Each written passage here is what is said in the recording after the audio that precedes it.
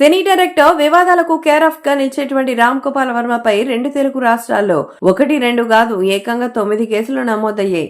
చంద్రబాబు నాయుడు, నారా లోకేష్ పై అనుచిత పోస్టులు పెట్టారనే ఆరోపణలపై ఆయన్ని పలు కేసులు నమోదైనటువంటి సంగతి తెలిసిందే. ఇప్పటికే పోలీసులు ఆర్జీవీకి 2 సార్లు నోటీసులు జారీ చేశారు. అయితే విచారణకు సహకరించలేదనే ఆరోపణలున్నాయి. మొన్న ఉదయం పోలీసు బృందం ఆర్జీవీ ఇంటికి చేరుకుని విచారణ ప్రక్రియ కొనసాగించేందుకు ప్రయత్నించింది.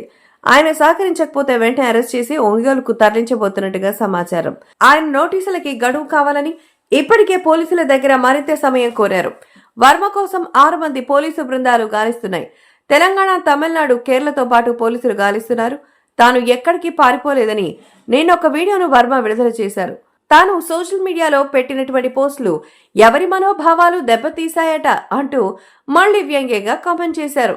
తాను పోస్ట్ పెట్టిన వారిని కాకుండా ఇంకెవరివో మనోభావాలు దెబ్బతీసిందంటే ఈ కేసు సెక్షన్లు ఎలా వర్తిస్తాయి? సినిమా పనిలో ఉండడం వల్ల స్పందించడం కుదరలేదని తనకు వచ్చిన నోటీసులు మాత్రమే సమాధానం ఇచ్చి రామ్ గోపాల్ వర్మ ఎంతో తెలివితేటలు ప్రదర్శించారు.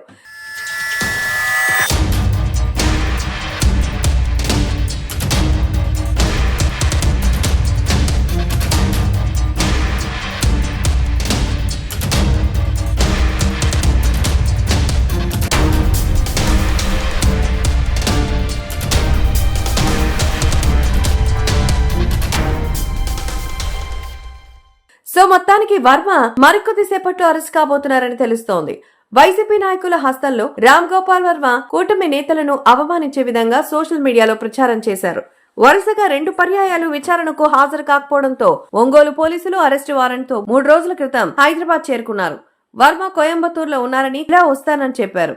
రామ్ గోపాల్ వర్మకి సంబంధించిన విషయంలో ఎన్నో ఆసక్తికరమైన విషయాలైతే ఉన్నాయి. అదేంటంటే రామ్ గోపాల్ వర్మ కూటమి నేతలకు సంబంధించిన విషయంలో మాత్రం ఎన్నో సంచలనమైన నిర్ణయాలు తీసుకున్నారు. అందుకే ఇప్పుడు రామ్ గోపాల్ వర్మకి సంబంధించి ఫిర్యాదుల ప్రకారం కేసు నమోదైంది. అమరాజ్యంలో రెడ్లు, లక్ష్మీ, ఎన్టీఆర్ వ్యూహం లాంటి చిత్రాలకు డబ్బు సప్లై చేసింది ఎవరు అంటూ పోలీసులు ప్రశ్నించారు. ఒంగోలు పోలీసుల వేట మొదలు పెట్టడంతో వర్మ తప్పించుకుంటున్నారు. 6 బృందాలు గాలిస్తున్నాయి. ఆర్జీవీ అరెస్ట్ తప్పేట్టుగా లేదు.